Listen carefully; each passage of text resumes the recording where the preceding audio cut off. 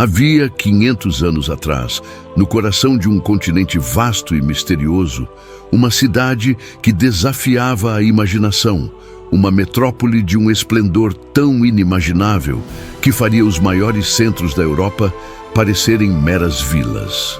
Erguida sobre as águas cintilantes do Lago Texcoco, Tenochtitlan não era apenas uma cidade, era um universo em si, um testamento audacioso da engenhosidade, da fé e da inabalável vontade asteca. Seus canais, uma intrincada tapeçaria aquática, se estendiam por quilômetros, unindo ilhas artificiais repletas de jardins flutuantes. As chinampas, onde se cultivava o alimento para uma população que, em seu auge, poderia ter ultrapassado os 250 mil habitantes.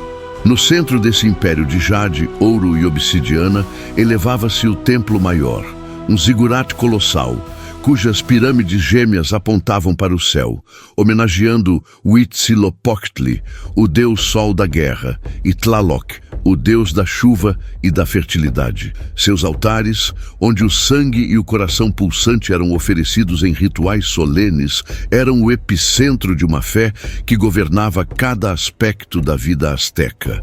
Palácios suntuosos, mercados vibrantes com incontáveis mercadorias exóticas, escolas onde a sabedoria ancestral era meticulosamente transmitida e ruas impecavelmente limpas compunham o cenário de uma civilização no ápice de seu poder e sofisticação.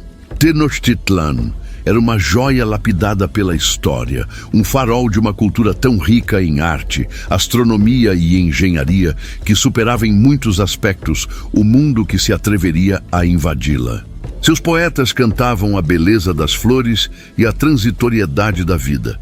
Seus sacerdotes liam os destinos nas estrelas. E seus guerreiros, temidos por todo o Planalto Central, mantinham um império vastíssimo coeso sob a férrea vontade de seu imperador. Montezuma II, o nono e talvez mais trágico Tlatoani de Tenochtitlan, sentava-se no trono de plumas e ouro, senhor de tudo o que o olho podia ver e além. Seu reinado, marcado por uma pompa e um poder sem precedentes, era o reflexo máximo da glória asteca.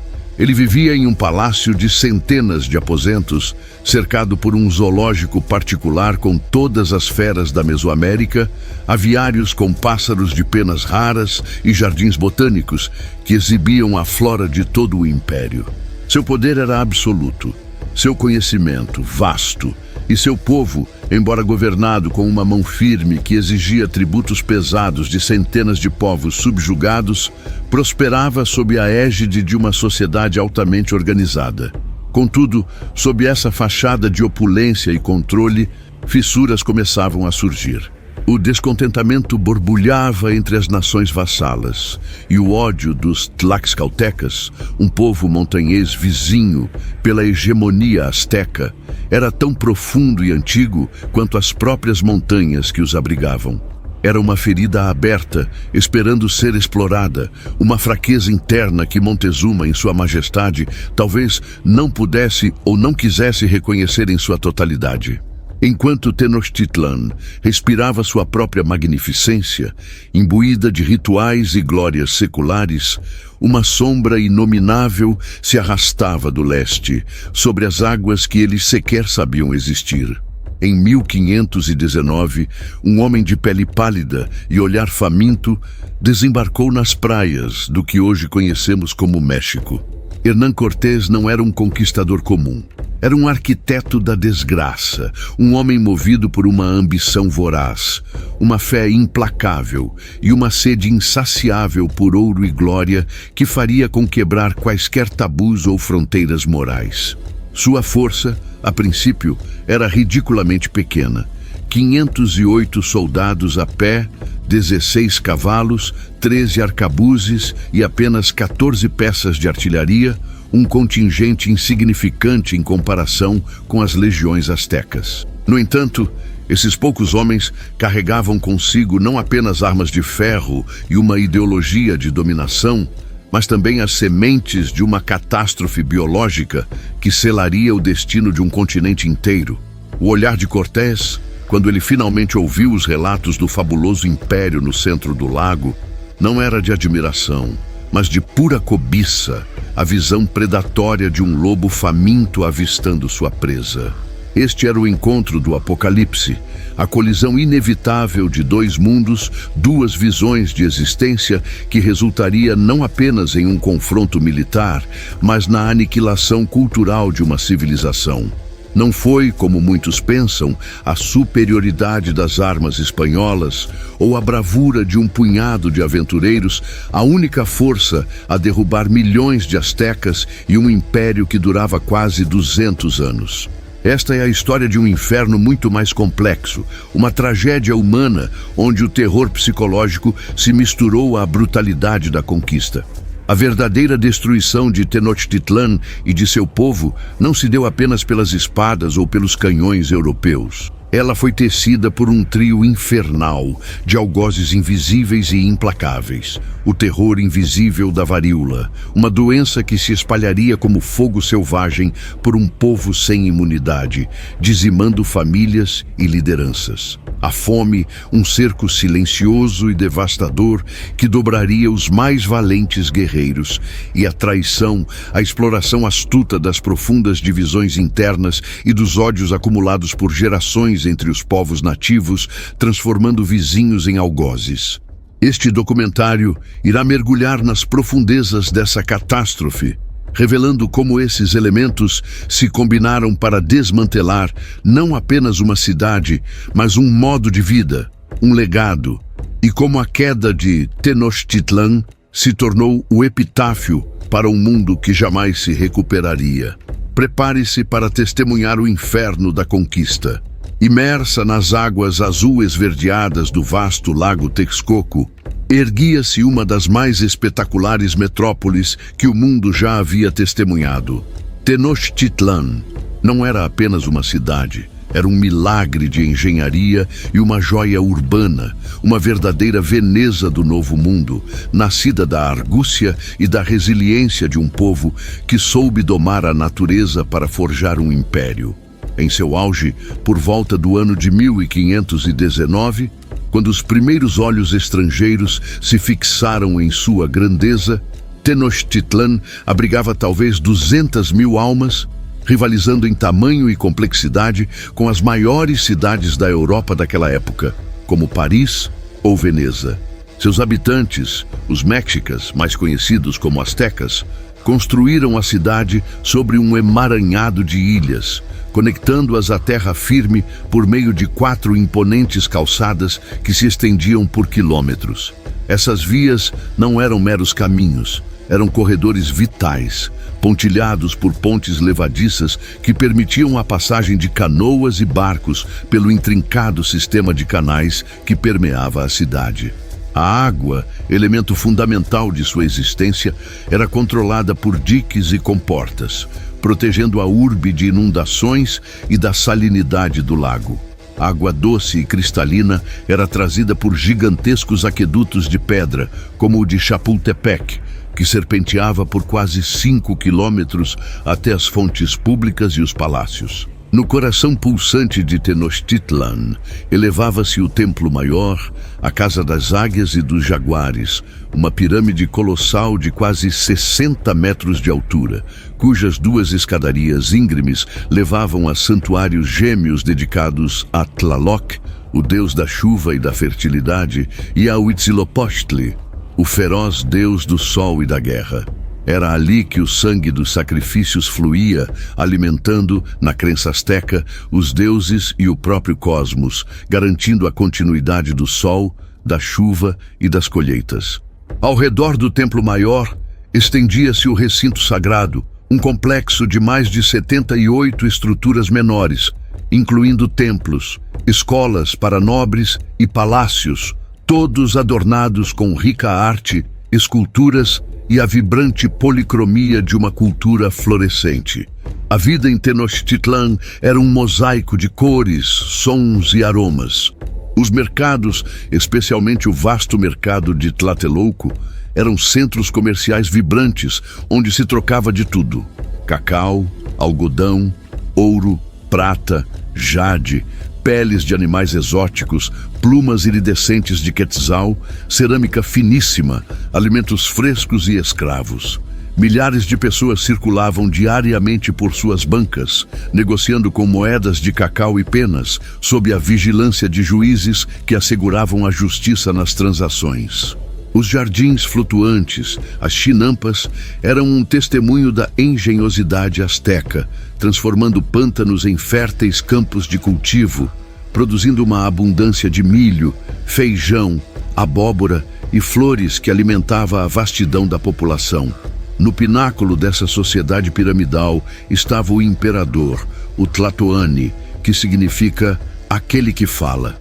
Em 1519, este título era de Montezuma II, um homem de 45 anos, quinto filho de Axayacatl, um governante anterior. Montezuma, cujo nome significa aquele que se zanga como um senhor, não era apenas um líder político e militar. Ele era um sacerdote supremo, um guardião das tradições e da ordem cósmica. Sua palavra era lei, sua presença majestosa e temida. Ele residia em um palácio de mármore e pedras preciosas, um microcosmo de luxo e poder, servido por centenas de nobres e eunucos e cercado por uma pompa cerimonial que deslumbrava todos que o viam. Contudo, por trás da fachada de esplendor e ordem, o Império Azteca carregava em si as sementes de sua própria fragilidade. A prosperidade de Tenochtitlan era construída sobre um alicerce de conquista e tributo. O Império era, na verdade, uma tríplice aliança entre Tenochtitlan, Texcoco e Tlacopan, mas Tenochtitlan era a força dominante. Seu poder militar esmagador submetia dezenas de outros povos e cidades-estado, estendendo-se do Golfo do México ao Pacífico e até a atual Guatemala. Esses povos conquistados eram forçados a pagar tributos pesadíssimos em ouro, jade, alimentos, vestimentas e, crucialmente, em vítimas para os sacrifícios religiosos astecas. A exploração e a opressão geraram um ressentimento profundo e generalizado. Muitas das tribos subjugadas odiavam os astecas com uma intensidade que beirava a fúria ancestral. Elas eram vistas como meras fontes de riqueza e de vidas a serem sacrificadas nos altares do templo maior. Anualmente, caravanas de tributos serpenteavam pelas calçadas de Tenochtitlan, transportando o fruto do trabalho e do sofrimento de milhares de povos distantes para o coração do império. Esse sistema, embora garantisse a riqueza e o poder asteca, também criava um vasto exército de inimigos em potencial, ansiosos por uma oportunidade de vingança. Nenhuma dessas tribos nutria um ódio tão feroz e tão duradouro pelos astecas quanto os tlaxcaltecas. Um povo aguerrido e independente, os tlaxcaltecas haviam resistido bravamente a todas as tentativas de conquista asteca por gerações. Enclavados dentro do território asteca, eles eram uma ilha de autonomia, um espinho na garganta do império. Por anos a fio, eles viveram sob um bloqueio econômico implacável, privados de bens essenciais como sal e algodão, forçados a uma existência de constante vigilância e escassez. Essa provação, contudo, não os quebrou, apenas fortaleceu seu espírito guerreiro e cristalizou um ódio que corria profundo, um desejo ardente de ver a gloriosa Tenochtitlan desmoronar. Os tlaxcaltecas, juntamente com outros povos oprimidos, representavam a fraqueza interna mais significativa do Império Azteca. A unidade que parecia emanar do centro do poder era, na verdade, uma miragem, uma fina camada sobre um vulcão de descontentamento e ambição reprimida. Quando o Tlatoani Montezuma II olhava para o horizonte, talvez sentisse o peso dessa instabilidade. O império era vasto e imponente, mas a lealdade de seus súditos era tênue, ditada pelo medo, não pelo afeto. Essa divisão interna, essa rede de ódios e ressentimentos, seria a rachadura fundamental que as forças invasoras europeias explorariam, transformando um império de milhões em ruínas em questão de poucos anos. A Veneza do Novo Mundo estava no auge de seu esplendor, mas sem que seus habitantes soubessem, sua beleza era apenas o prelúdio de uma tragédia iminente. No ano de 1519, um novo e terrível presságio emergiu das águas azuis do Golfo do México, um presságio que não veio do céu, mas do mar. Hernán Cortés, um homem movido por uma ambição voraz e uma determinação impiedosa, desembarcou nas costas desconhecidas do que hoje é o México, carregando consigo o peso de séculos de história europeia, de fome por ouro e de uma fé inabalável em sua própria predestinação. Seu exército era um punhado de homens, mal ultrapassando os 500 soldados, acompanhados por um punhado de cavalos, pouco mais de uma dezena, e alguns canhões que, para os olhos astecas, cuspiam fogo e trovões. Comparada à vastidão do Império Azteca, a sua população, que se contava em milhões, e as suas legiões de guerreiros experientes, a força de Cortés era microscópica, insignificante. No entanto, esses homens traziam consigo não apenas armas de aço e pólvora, mas também uma mentalidade de conquista e uma imunidade a doenças que se provaria mais letal que qualquer espada. Cortés, com a astúcia de um predador, compreendeu imediatamente que sua pequena força não poderia prevalecer apenas pela força bruta. Para ter sucesso, ele precisaria mais do que bravura, precisaria de divisões, de superstições, de medos antigos. Ao desembarcar, seu primeiro ato de audácia foi queimar suas próprias naus, um gesto irrevogável que selou o destino de seus homens. Não haveria retorno, apenas a conquista ou a morte. Era um sinal de sua implacável determinação, um desafio à própria sorte que ressoaria na alma de cada um de seus soldados. Ele sabia que estava pisando em um terreno fértil de civilizações complexas, ricas em ouro e em inimizades. As notícias da chegada desses deuses de ferro, como muitos os chamariam, viajariam como um raio pela rede de mensageiros astecas, cruzando montanhas e vales até o coração de Tenochtitlan. Para Montezuma II, o grande imperador, o choque foi devastador. Montezuma, um homem não apenas de poder político, mas também de profunda erudição religiosa e espiritual, vivia sob a sombra de profecias antigas. Lendas falavam do retorno de Quetzalcóatl, a serpente emplumada, uma divindade exilada que prometera voltar de além-mar. A descrição dos europeus, homens pálidos, barbudos, vestidos em armaduras reluzentes, montados em criaturas nunca vistas, controlando o trovão e o relâmpago, encaixava-se de forma assustadora nas visões dos sacerdotes e nos presságios que há anos perturbavam o império.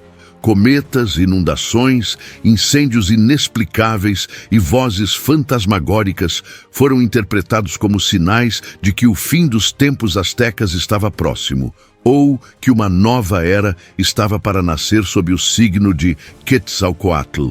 Paralisado por um misto de medo reverencial e incerteza, Montezuma não reagiu com a fúria que um império em seu auge poderia ter manifestado. Em vez de mobilizar suas vastas tropas para esmagar os invasores na costa, ele optou por uma estratégia de apaziguamento. Enviou ricos presentes a Cortés, ouro, joias, tecidos preciosos, na esperança de que os estranhos ficassem satisfeitos e partissem. Mas para Cortés, esses presentes não eram um sinal de deferência, e sim um combustível para sua já insaciável cobiça. Cada peça de ouro confirmava as histórias fabulosas de riqueza e reforçava sua convicção de que estava no limiar de um tesouro incalculável. Os presentes de Montezuma, destinados a afastar a ameaça, serviram apenas para atraí-la mais profundamente para o coração do império. Enquanto Montezuma se debatia com seus próprios fantasmas e profecias, Cortés, com sua sagacidade maquiavélica, começou a desvendar a teia complexa de alianças e ressentimentos que mantinham o Império Azteca coeso. Ele descobriu que, apesar da magnificência de Tenochtitlan, muitos povos tributários viviam sob o jugo asteca, com um ódio profundo e latente. O império era um colosso construído sobre o medo e a imposição, e não sobre a união voluntária. O destino de Cortés e dos astecas se cruzaria de forma decisiva com os tlaxcaltecas. Este povo, vizinho e antigo inimigo implacável dos Mexica, a etnia dominante dos astecas, havia resistido por décadas à dominação de Tenochtitlan. Eles eram guerreiros ferrenhos que mantinham sua independência através de uma luta constante e amarga, alimentando um ressentimento que ardia há gerações. Os primeiros encontros entre espanhóis e tlaxcaltecas foram brutais. Houve batalhas ferozes, onde os tlaxcaltecas, em números esmagadores, atacaram a pequena força espanhola. No entanto, a superioridade tecnológica europeia, armaduras de aço impenetráveis, espadas afiadas, arcabuzes que explodiam com fumaça e chumbo, e os temíveis cavalos, criaturas que os nativos nunca haviam visto e que pareciam monstros divinos, deu aos espanhóis uma vantagem decisiva. Os tlaxcaltecas, apesar de suas perdas, foram forçados a recuar, mas não sem antes reconhecer o poder bélico dos recém-chegados. Foi então que Cortés demonstrou sua verdadeira genialidade estratégica. Em vez de aniquilar os tlaxcaltecas, ele viu neles a peça-chave para sua ascensão. Ele se aproximou dos líderes tlaxcaltecas não como um conquistador tirânico, mas como um possível libertador, um aliado inesperado contra o inimigo comum. Ele prometeu-lhes vingança contra Tenochtitlan, o fim da opressão e dos sacrifícios humanos exigidos pelos astecas. Para os tlaxcaltecas, exaustos de uma luta secular e de um ódio entranhado, a proposta era irrecusável.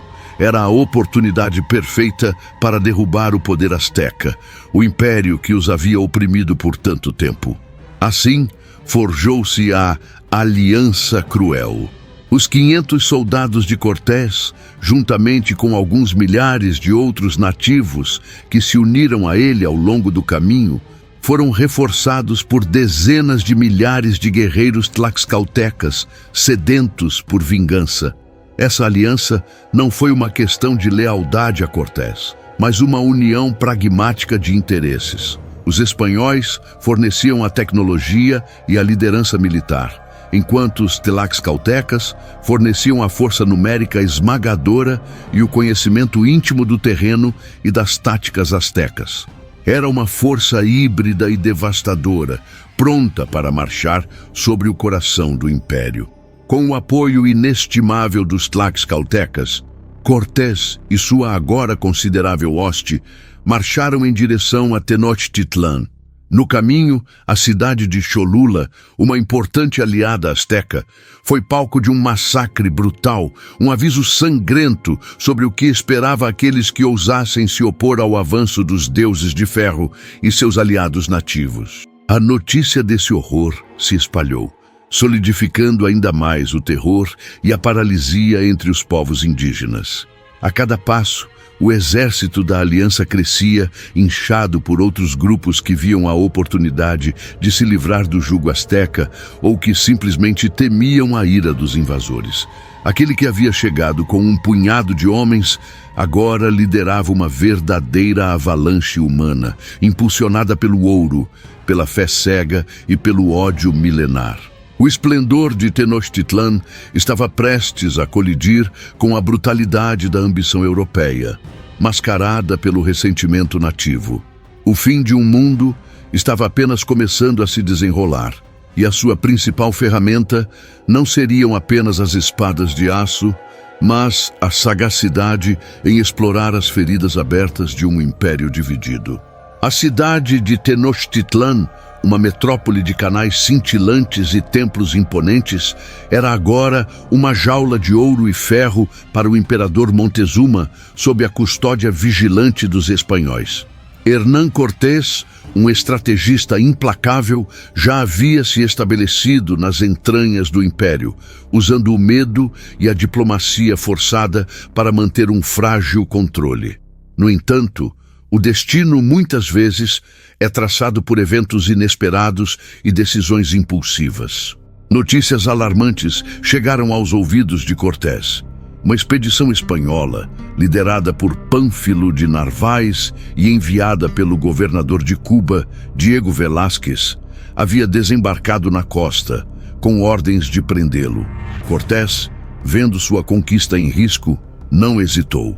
Deixou o comando de Tenochtitlan nas mãos de seu tenente, Pedro de Alvarado, um homem conhecido por sua bravura impetuosa e, acima de tudo, por sua crueldade. Com um grupo de seus soldados, Cortés partiu para enfrentar Narváez, deixando a tensa capital asteca à mercê de Alvarado. Enquanto Cortés estava ausente, Tenochtitlan se preparava para uma de suas celebrações mais sagradas, o Festival de Toxcatl, em honra a Tezcatlipoca, o deus do céu noturno e dos ventos. Era um evento de profunda significância religiosa e cultural, onde milhares de nobres e guerreiros astecas, desarmados, se reuniriam no pátio do Templo Maior para dançar e cantar, seus corpos adornados com plumas coloridas e joias cintilantes. Era um espetáculo de fé e alegria, um vislumbre da riqueza espiritual de uma civilização vibrante. No entanto, Alvarado, isolado dentro do palácio e consumido por um misto de paranoia e cobiça, interpretou os preparativos para o festival como um prelúdio para uma rebelião. Ele enxergava conspirações em cada movimento, ou talvez vislumbrava o ouro que adornava os participantes. Sua mente, já predisposta à violência, tomou uma decisão que incendiaria a cidade. No dia do festival, enquanto os astecas dançavam em êxtase religioso, os soldados de Alvarado silenciosamente fecharam as entradas do pátio. De repente, a música foi dilacerada pelos gritos de horror. Espadas e alabardas espanholas desceram sobre os corpos dos dançarinos, atingindo indiscriminadamente sacerdotes, nobres e guerreiros desarmados. Foi um massacre selvagem, sem aviso ou piedade. Os astecas, pegos de surpresa, sem suas armas e sem chance de defesa, caíram às centenas, seus cantos sagrados transformados em lamentos de dor. O pátio do Templo Maior, antes palco de devoção, transformou-se em um açougue a céu aberto, um rio de sangue e corpos mutilados. O esplendor da civilização asteca foi manchado pela brutalidade europeia em um ato de barbárie gratuita, um crime de guerra que ecoaria pelos séculos. A notícia do massacre se espalhou como um incêndio pela cidade. O horror e a indignação se transformaram em uma fúria incontrolável. As ruas de Tenochtitlan explodiram em revolta. O povo asteca, agora armado e sedento por vingança, cercou o palácio onde os espanhóis estavam barricados, lançando uma chuva incessante de flechas, dardos e pedras. Os poucos espanhóis e seus aliados tlaxcaltecas viram-se presos, com suas vidas por um fio. Montezuma, o imperador que um dia foi venerado como um deus e agora um mero fantoche em seu próprio palácio, tentou acalmar seu povo furioso. Levado à muralha pelos espanhóis, ele implorou aos astecas que depusessem as armas, que cessassem a luta. Mas seu povo já não o reconhecia. O antigo respeito havia se transformado em desprezo e ódio. Em vez de obediência, recebeu uma saraivada de pedras e flechas lançadas por suas próprias mãos. Ferido mortalmente, o grande Montezuma, o nono imperador asteca, morreu dias depois. Um fim trágico e humilhante para um governante outrora todo-poderoso, uma vítima da covardia estrangeira e da ira de seu próprio povo. Sua morte marcou o fim de uma era e o início de um novo e desesperado capítulo. Cortés, após derrotar Narváez e incorporar suas tropas à sua própria força, retornou a Tenochtitlan apenas para encontrar a cidade em um estado de guerra total. O palácio, onde seus homens estavam cercados, era um inferno de combate e desespero. A situação era insustentável. Com os suprimentos cortados e o moral em frangalhos, Cortés percebeu que a única opção era a retirada. A cidade que ele esperava conquistar por intriga e demonstração de força, agora o expulsava com uma violência implacável. Os astecas haviam provado em combate direto que eram guerreiros formidáveis, capazes de esmagar o invasor. O plano de fuga foi traçado para a noite de 30 de junho de 1520. Sob a cobertura da escuridão e de uma chuva torrencial, os espanhóis, sobrecarregados com o ouro roubado e seus preciosos canhões, tentariam atravessar uma das longas e perigosas calçadas que ligavam Tenochtitlan ao continente. Seria um inferno. Para cruzar as várias interrupções das calçadas, onde as pontes haviam sido removidas pelos astecas, eles carregavam uma ponte portátil. O silêncio, esperavam, seria seu aliado. Mas a inteligência asteca estava vigilante. Não demorou para que fossem descobertos. O grito de alerta rasgou a noite, e em poucos minutos as águas do lago Texcoco fervilhavam com milhares de canoas astecas, seus guerreiros chovendo flechas e dardos sobre os espanhóis em retirada. O pânico se instalou. A ponte portátil se atolou no lodo, ou foi derrubada, e muitos espanhóis, sobrecarregados por suas armaduras pesadas e o ouro que tanto cobiçavam, caíram nas águas escuras e foram arrastados para o fundo, afogando-se ou sendo capturados e sacrificados. A calçada se transformou em um campo de batalha sangrento, onde a vida era perdida a cada passo. Cavalos escorregavam, canhões pesados eram abandonados e homens eram dilacerados pela fúria asteca. A escuridão da noite e o caos do combate tornaram a fuga um pesadelo indescritível. Os gritos dos moribundos se misturavam ao rugido da batalha, enquanto os astecas, em seu elemento, caçavam os invasores com uma ferocidade implacável. Aquela noite, que ficaria para a história como La Noche Triste ou A Noite Triste, foi uma catástrofe para os espanhóis. Mais de 800 conquistadores e milhares de aliados tlaxcaltecas perderam suas vidas. Quase toda a artilharia, a maior parte do ouro e muitos dos cavalos foram perdidos. Os espanhóis, feridos, exaustos e desmoralizados, conseguiram escapar por pouco da aniquilação total. Foi uma derrota retumbante, um testemunho inegável da força e da coragem asteca. Tenochtitlan havia expelido o invasor, provando que sua força militar era mais do que páreo para as armas europeias. No entanto, o custo dessa vitória seria devastador, e o terror que se seguiria não viria das espadas ou das lanças, mas de um inimigo invisível, um flagelo que os astecas não poderiam combater com bravura ou estratégia. O inferno da conquista estava apenas começando, e seus portões se abririam de uma forma que ninguém poderia ter previsto. Após a fúria e o triunfo que culminaram na Noite Triste, quando os astecas, munidos de sua coragem e números esmagadores, conseguiram arrancar os invasores espanhóis de sua capital sagrada, Tenochtitlan respirou um suspiro coletivo de alívio. Parecia que o inferno havia se retirado, as armas de fogo silenciado e os deuses de ferro, enfim, dispersos. Os espanhóis, feridos e humilhados, arrastavam-se em uma fuga desesperada, a promessa de vitória asteca cintilando como uma chama renovada. O sucessor de Montezuma, o vigoroso e respeitado Cuitlahuac, havia sido a força motriz por trás dessa expulsão. Um líder militar nato que restaurou a fé e a esperança em um povo devastado. Ele foi elevado ao trono em agosto de 1520, assumindo o manto de imperador com a missão de reconstruir e defender um império sob ameaças sem precedentes. Um homem destinado a ser o bastião final contra a destruição estrangeira.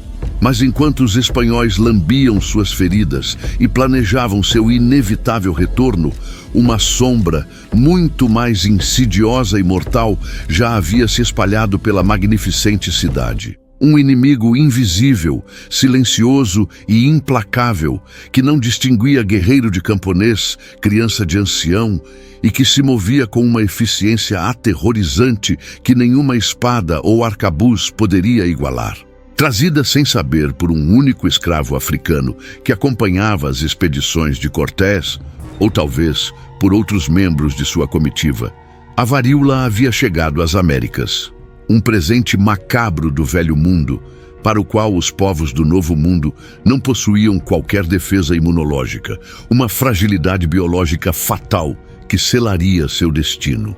Para eles, era um flagelo alienígena, uma peste que irrompia na pele com pústulas horrendas, consumindo seus corpos em febre escaldante e agonia lancinante, e frequentemente culminando em cegueira e morte. O terror da varíola não residia apenas em sua mortalidade brutal, mas em sua natureza completamente desconhecida. Os astecas, com todo o seu conhecimento medicinal avançado, com suas ervas e rituais complexos, nunca haviam encontrado uma doença como essa. Não havia xamãs, curandeiros ou deuses que pudessem aplacar sua fúria. As vítimas sentiam os primeiros calafrios, a febre subindo rapidamente antes que as primeiras erupções cutâneas aparecessem, pequenas manchas vermelhas que em poucas horas se transformavam em pústulas inchadas e cheias de pus, cobrindo cada centímetro de suas peles, inclusive os olhos, a boca e os órgãos internos. A dor era excruciante, o corpo inteiro em um tormento incessante, a desfiguração, um selo horripilante da maldição. O cheiro de morte e putrefação pairava sobre a cidade, emanando de cada casa, de cada rua, mesmo para aqueles que ainda viviam. Aqueles poucos que sobreviviam carregavam cicatrizes profundas, buracos permanentes na pele, mas a vasta maioria não tinha essa chance. Morriam sozinhos, em seus leitos, enquanto suas famílias, também doentes, jaziam impotentes ao lado. O caos se instalou rapidamente. Em uma cidade densamente populosa como Tenochtitlan, com seus canais movimentados e mercados vibrantes, a varíola encontrou um terreno fértil e assustadoramente eficiente para se espalhar. Famílias inteiras eram varridas em questão de dias, por vezes em uma única noite. Não havia tempo para enterrar os mortos adequadamente. Os corpos se acumulavam nas casas, nas ruas e eram jogados nos canais, tornando-se mais uma fonte de contaminação e de desespero abjeto. O trabalho parou. Os campos foram abandonados, a comida apodrecia, os sistemas de drenagem e abastecimento de água, tão cruciais para a vida na cidade lacustre, começaram a falhar sem manutenção, e a higiene básica se tornou uma quimera. Os sacerdotes, que antes interpretavam os sinais divinos, agora se viam impotentes diante daquele horror indizível, que parecia uma punição dos próprios deuses.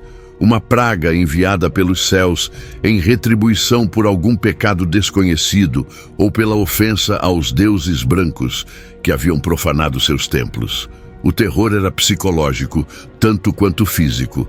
Quem poderia lutar contra um inimigo que ninguém via, que atacava no silêncio e transformava as pessoas de dentro para fora, corroendo não apenas a carne, mas também a alma coletiva? O golpe mais devastador, no entanto, atingiria o coração da liderança asteca em um momento em que a necessidade de um pulso firme era mais crítica do que nunca. Menos de 80 dias após sua ascensão ao poder, o imperador Cuitláhuac, o herói da Noite Triste, aquele que havia prometido um novo amanhecer, sucumbiu à varíola. O homem que havia unificado seu povo e liderado a expulsão dos espanhóis, o símbolo da resistência e da esperança, foi tragado pela doença invisível, apagando a luz que havia sido reacendida com tanto esforço. Sua morte foi um terremoto para o império. Se nem mesmo o Tlatoani, o grande orador, o líder escolhido pelos deuses, podia ser poupado daquela doença misteriosa, que esperança restava ao povo comum?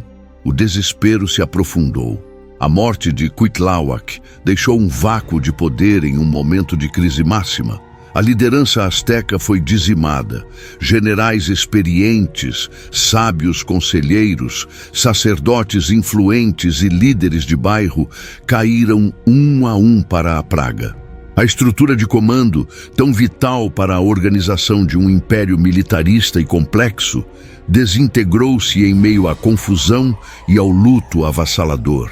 Aqueles que restavam estavam doentes, desmoralizados, debilitados ou sobrecarregados pela escala aterradora da tragédia. Os preparativos para a guerra, a reorganização das defesas de Tenochtitlan, a manutenção das alianças regionais, tudo paralisou. A própria moral do exército asteca, antes tão temível e disciplinado, desmoronou. Como lutar contra inimigos de carne e osso quando se estava cercado pela morte em todas as casas, quando os gritos dos moribundos ecoavam pelos canais e quando a própria família estava sendo consumida pela doença sem qualquer aviso ou razão aparente? O guerreiro mais valente era reduzido à impotência pela mera visão de seus entes queridos, sucumbindo a uma ameaça incompreensível. Estima-se que a varíola tenha ceifado milhões de vidas em todo o Império Azteca e nas regiões vizinhas nos primeiros anos de sua introdução, alterando irrevogavelmente a demografia do continente. Em Tenochtitlan, a população, que antes da chegada dos espanhóis podia ter chegado a mais de 200 mil habitantes, foi reduzida drasticamente em uma escala de extermínio inimaginável para a época. Alguns historiadores sugerem que entre 50% e 80% dos habitantes da cidade pereceram nas primeiras ondas da doença, uma perda populacional que hoje seria equiparada a um holocausto. O que era uma metrópole vibrante, um centro de comércio, cultura e poder, transformou-se em um vasto hospital a céu aberto, um cemitério flutuante, onde a vida se esvaía em silêncio e agonia. A visão de Tenochtitlan, a Veneza do Novo Mundo, antes tão esplêndida, agora era de uma cidade moribunda, suas ruas vazias, seus templos silenciosos, seus canais cheios de corpos ou de barcos sem remadores, navegando à deriva. O contraste entre o esplendor glorioso do passado recente e a abjeta realidade presente não poderia ser mais brutal. Enquanto isso, Hernán Cortés, recuperando-se em Tlaxcala, entre seus aliados nativos que haviam sofrido menos diretamente ou mais tardiamente os efeitos imediatos da praga, observava de longe. Ele não podia saber a extensão exata da devastação, mas certamente notou o silêncio que se abateu sobre o vale, a diminuição da resistência asteca. A doença que seus homens trouxeram inadvertidamente estava fazendo o trabalho que nenhuma espada espanhola ou canhão poderia ter feito tão eficientemente e com um custo zero para suas forças. A varíola não era uma tática de guerra, mas tornou-se a aliada mais poderosa dos conquistadores. Um presente infernal do acaso. Ela quebrou a espinha dorsal do império, não com ferro, mas com febre, não com pólvora, mas com pústulas. O que a força bruta asteca havia conseguido expulsar e humilhar, o terror invisível estava desmantelando de dentro para fora, preparando o palco para o retorno triunfante e fatal dos espanhóis. Tenochtitlan, antes invencível, estava agora de joelhos, não por armas, mas por uma praga, esperando o golpe final que viria em breve, mas que já havia sido amplamente antecipado pela varíola. Em meio ao terror invisível que ceifava vidas sem distinção, uma figura se ergueu das cinzas da desolação asteca, um farol de resistência em um mar de desespero. Cuitláhuac, o bravo sucessor de Montezuma e herói da Noite Triste, havia sucumbido à varíola, deixando um vácuo de poder e uma nação de joelhos. Mas a linhagem imperial ainda não se curvaria. Coube a um jovem príncipe, de apenas 25 anos, o nome de Cuauhtémoc, assumir o manto do império e a árdua tarefa de defender o que restava de Tenochtitlan. Seu nome, que evocava a águia que desce, viria a simbolizar a última e mais feroz resistência de um povo que se recusava a morrer sem lutar. Cuauhtémoc não era um homem de profecias ou hesitações. Ele era um guerreiro nato, cuja alma ardia com a chama da honra e da inabalável determinação. Ele assumiu o trono não com a complacência de Montezuma, mas com a fúria e o pragmatismo de quem via a invasão espanhola como a ameaça existencial que realmente era. Ele sabia que a varíola havia dizimado não apenas as massas, mas também a elite militar e sacerdotal, fragmentando a estrutura de comando e corroendo a moral. Mesmo assim, com os recursos escassos e a cidade em luto, ele começou a reorganizar as defesas, a fortalecer os muros e a inspirar um povo que, embora exausto pela peste, ainda guardava um brio ancestral. A cada fresta de esperança, a cada pequena vitória, Cuauhtémoc era o rosto, o corpo e a voz da resistência asteca, um símbolo puro e intransigente da vontade de sobreviver. Do outro lado do lago, Hernán Cortés, mais astuto e implacável do que nunca, havia se recuperado do golpe da Noite Triste. A varíola, embora uma praga indesejada, havia limpado o caminho para a sua vingança. Com sua pequena, mas determinada força espanhola reforçada e, crucialmente, com o apoio de dezenas de milhares de aliados nativos, especialmente os tlaxcaltecas, cujo ódio pelos astecas era tão antigo quanto visceral, Cortés planejou seu retorno. Desta vez, não haveria entrada triunfal nem negociações, apenas uma guerra total, concebida para aniquilar. Ele sabia que a força bruta por si só não seria suficiente. Era preciso uma estratégia que explorasse as vulnerabilidades da majestosa cidade-ilha, uma tática de sufocamento que transformaria o esplendor em um inferno. A vulnerabilidade de Tenochtitlan residia precisamente em sua grandiosidade. Uma cidade flutuante, totalmente dependente de aquedutos para água doce e de canais e calçadas para suprimentos e comunicação. Cortés compreendeu essa realidade com uma clareza fria e calculista. Sua estratégia seria um cerco implacável, desenhado para estrangular a cidade, privando-a lentamente de tudo o que era essencial para a vida. Ele ordenou a construção de uma frota de brigantines, pequenas embarcações armadas com canhões, que seriam montadas no próprio lago Texcoco. Estas seriam a chave para controlar as hidrovias, isolar a ilha e impedir qualquer tentativa de reabastecimento. A engenhosidade e a brutalidade desse plano eram a marca de um conquistador que havia aprendido com seus erros. O ataque começou com uma ferocidade calculada.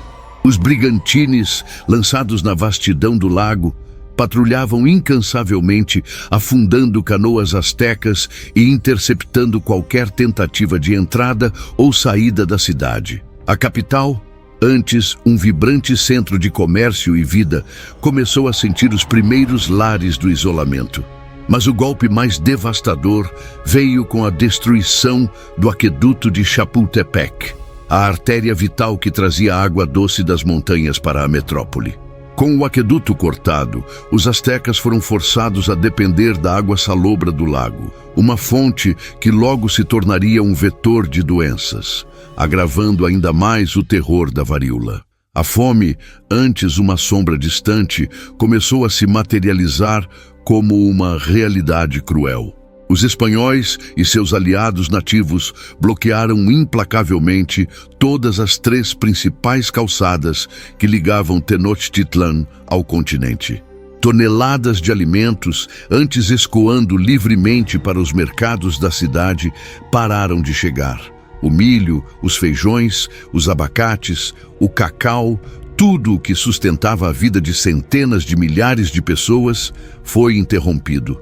Dentro dos muros, os depósitos de alimentos começaram a diminuir a uma velocidade alarmante. O que antes era uma mesa farta e variada, rapidamente se transformou em escassez, racionamento e, por fim, em privação absoluta. Os primeiros dias e semanas do cerco foram um estudo de contrastes brutais.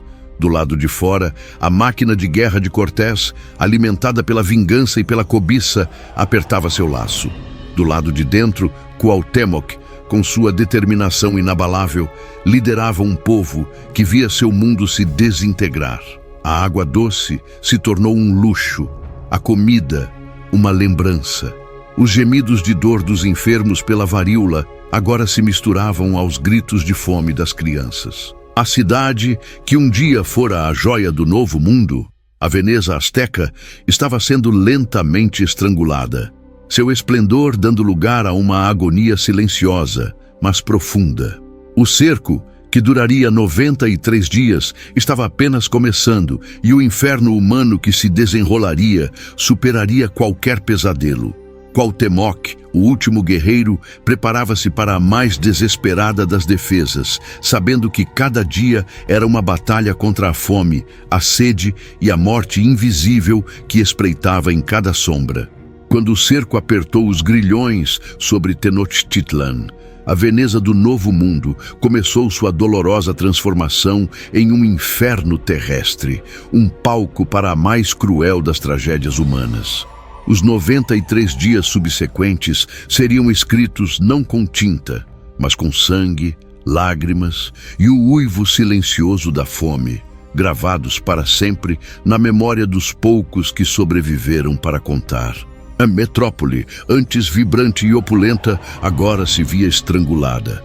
Sua respiração cada vez mais curta, sob o peso implacável das dezenas de milhares de guerreiros tlaxcaltecas e outros aliados nativos de Cortés, que, ao lado dos espanhóis, formavam um anel indestrutível de morte e destruição. A fome chegou primeiro como um sussurro, depois como um lamento e, por fim, como um grito dilacerante. Com as rotas de abastecimento cortadas, os canais patrulhados por brigantines espanhóis e as pontes destruídas, a comida desapareceu rapidamente. Os astecas, um povo acostumado à abundância de seus jardins flutuantes e ao vasto comércio que abastecia sua capital, viram suas reservas esgotarem-se em semanas. Primeiro foram os pequenos animais domésticos, depois os cães, ratos e insetos que infestavam as ruínas cada vez mais numerosas. As crianças, com seus olhos arregalados, observavam os pais cozinharem raízes amargas, folhas de plantas antes consideradas venenosas e, finalmente, a própria lama extraída do fundo do lago, na vã esperança de encontrar algum nutriente. A carne humana tornou-se um tabu, mas o desespero empurrou alguns para atos impensáveis, embora jamais admitidos abertamente. Sinais do abismo ético em que a cidade estava mergulhando. A ausência de água potável revelou-se um algoz ainda mais insidioso. Tenochtitlan, embora rodeada pelo lago Texcoco, era alimentada por aquedutos que traziam água doce das montanhas, em especial o de Chapultepec. Cortés, um estrategista brutal e eficaz, cortou essa fonte vital logo no início do cerco. A população, já enfraquecida pela varíola que varria a cidade em ondas mortais, começou a sucumbir à sede. As pessoas vagavam pelas ruas, a pele rachada, os lábios ressecados, os olhos fundos e vidrados, buscando qualquer gota de orvalho ou poça de chuva para saciar uma garganta em brasa. A água salobra do lago, antes utilizada para navegação e higiene, agora era a única opção para muitos, exacerbando doenças intestinais e minando ainda mais a já frágil resistência. O contraste entre a cidade dos canais, uma maravilha de engenharia hídrica, e a sede insuportável de seus habitantes era um paradoxo cruel, uma zombaria da fortuna. Em meio a este cenário de privação e doença, a guerra continuava, implacável e sanguinária. Cortés, com seus canais aterrados e seus brigantines dominando o lago, lançou ataques coordenados por terra e água. A luta se transformou em um combate de casa em casa, de quarteirão em quarteirão, uma carnificina urbana sem precedentes. Os astecas, liderados pelo indomável Cuauhtémoc, lutavam com uma ferocidade desesperada. Cada beco, cada ruína, cada casa em ruínas tornava-se uma fortaleza. Flechas, lanças e facas de obsidiana eram empunhadas contra espadas de aço, arcabuzes e bestas. O som dos combates, o crepitar das casas em chamas e os gritos dos moribundos formavam a sinfonia macabra da queda. Os guerreiros astecas, antes orgulhosos e temíveis, Agora eram espectros famintos, seus corpos esqueléticos movendo-se com a força da pura vontade de defender o que restava de seu mundo. Eles cavavam trincheiras, montavam armadilhas, lançavam pedras do alto dos telhados. Mas cada vitória era temporária, cada avanço inimigo um passo a mais em direção ao fim. A estratégia de Cortés era de aniquilação. Ele avançava metodicamente, derrubando cada edifício, cada pirâmide que encontrava, transformando a deslumbrante Tenochtitlan em um monte de escombros e poeira. A destruição era deliberada, não apenas para abrir caminho para suas tropas, mas para quebrar o espírito dos defensores, para apagar a própria memória de sua magnificência. As ruas, antes pontos de comércio e celebração, tornaram-se cemitérios a céu aberto, repletas de cadáveres não enterrados. A varíola e a fome transformaram os cidadãos em corpos definhados, tão fracos que muitos mal conseguiam erguer uma arma. O cheiro da morte e da decomposição pairava pesado sobre a cidade, um fedor nauseabundo que anunciava o iminente colapso. Cuauhtémoc, o último imperador, o jovem guerreiro que encarnava a resistência asteca, observava com horror a aniquilação de seu povo e de sua capital. Ele lutou com bravura exemplar, organizou contra-ataques audaciosos e inspirou seus homens a suportar o insuportável. No entanto, sua coragem não podia desafiar as leis da física e da biologia.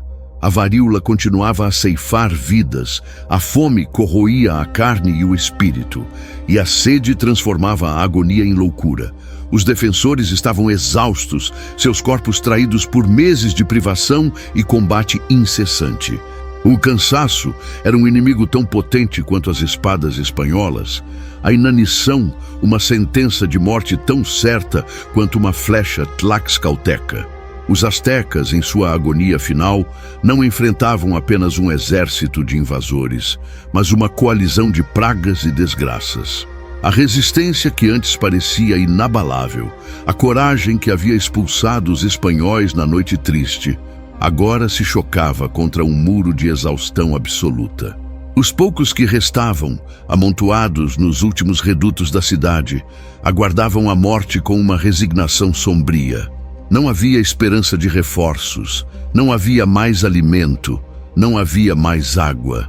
A glória de Tenochtitlan se desvanecia a cada dia, a cada hora, a cada respiração roubada pela fome.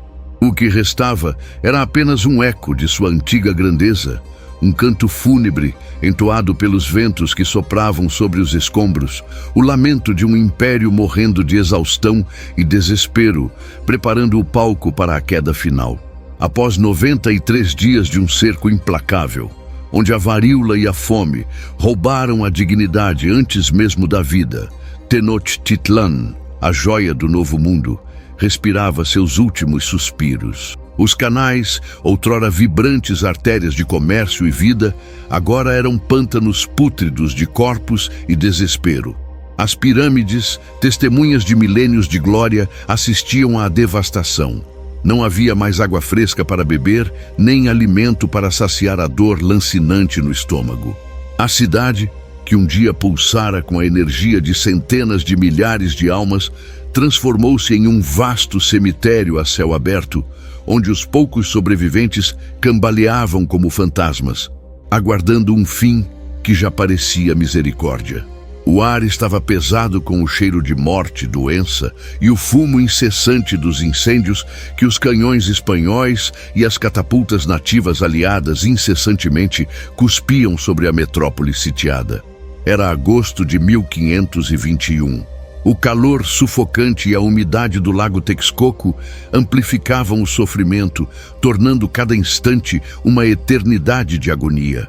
As casas, antes santuários de famílias e memórias, foram convertidas em fortalezas improvisadas, onde os guerreiros astecas, esqueléticos e exaustos, travavam batalhas perdidas com uma coragem que beirava o sacrifício. A cada dia, os espanhóis e seus aliados, numericamente superiores em dezenas de milhares, avançavam um quarteirão, uma casa, uma rua, empurrando os defensores para o último reduto. A cidade encolhia, comprimida sob o peso da destruição e da desesperança. Os gritos dos moribundos e o clamor dos moribundos ecoavam por entre as ruínas, misturando-se ao ruído das espadas e dos arcabuzes. Não era mais uma guerra por território, mas uma luta pela própria existência, uma resistência suicida contra o inevitável.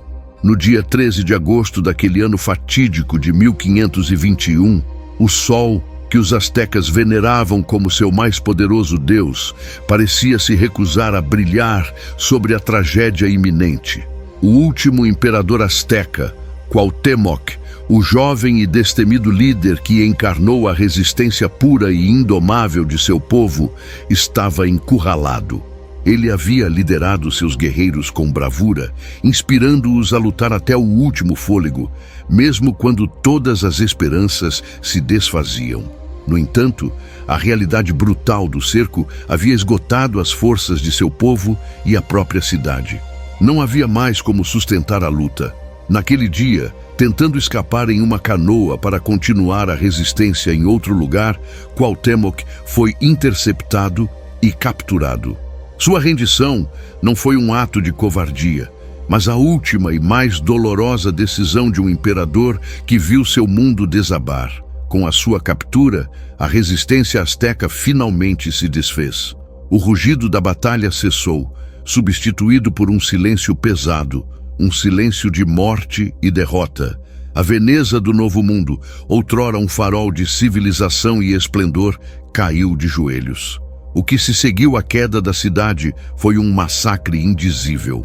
Os aliados nativos dos espanhóis, em especial os tlaxcaltecas, sedentos de vingança por décadas de opressão asteca, irromperam pelas ruas, pilhando, matando e escravizando sem piedade.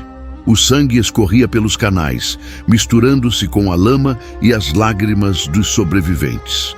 Estima-se que mais de 100.000 astecas tenham perecido nos últimos meses do cerco, não apenas pela guerra, mas sobretudo pela varíola e pela fome.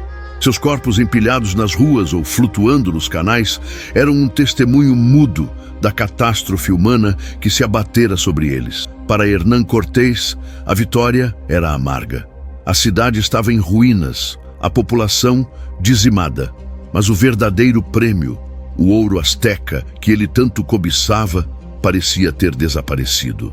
A promessa de montanhas de ouro que alimentara sua ambição e a de seus homens não se concretizava. Frustrado e desconfiado de que Cuauhtémoc estivesse escondendo o tesouro, Cortés decidiu recorrer a métodos brutais. A honra do imperador derrotado não significava nada para o conquistador espanhol diante de sua insaciável sede por riquezas. Em um ato de barbárie que selou a humilhação final do Império Azteca, Cuauhtémoc e outros nobres astecas foram submetidos a uma tortura indescritível. Seus pés foram untados com óleo e depois expostos ao fogo. As chamas lamberam a carne, queimando-a lentamente em uma agonia prolongada e excruciante. O objetivo era forçar o jovem imperador a revelar a localização do ouro que os espanhóis acreditavam estar escondido em algum lugar nas profundezas da cidade devastada ou nas águas do lago. Cuauhtémoc, apesar da dor lancinante, manteve-se estoico, recusando-se a entregar os segredos de seu povo. Sua resistência sob tortura, sua recusa em quebrar, tornou-se um símbolo de sua dignidade inquebrantável e da brutalidade sem limites da conquista. Ele suportou a dor com uma bravura que deixou até mesmo seus algozes atônitos, um último ato de desafio em meio à derrota absoluta. A tortura de Cuauhtémoc não revelou o ouro cobiçado, mas expôs a alma obscura da conquista. Foi o epílogo cruel de um império que um dia brilhou com esplendor incomparável. A humilhação final do imperador, a destruição de sua cidade, a aniquilação de seu povo por doenças, fome e guerra. Tudo isso converge para um único ponto: a queda do Sol Azteca. O império que se estendia por vastas terras, que construiu cidades flutuantes e templos ao sol, foi reduzido a cinzas e escombros. A promessa de Cortés de uma nova civilização europeia sobre as ruínas de Tenochtitlan, que viria a ser a cidade do México, era uma promessa construída sobre um holocausto de milhões, o fim de um mundo e o nascimento de um novo, marcado pela violência, pela perda e pelo vazio deixado por uma civilização dizimada. Se você gostou dessa história, se inscreva no canal, curta e deixe seu comentário. Esse é o canal Imperadores. Até a próxima.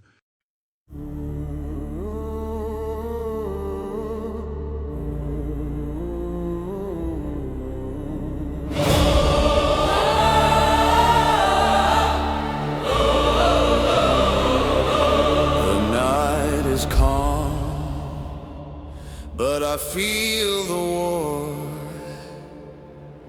voices of kings behind the door.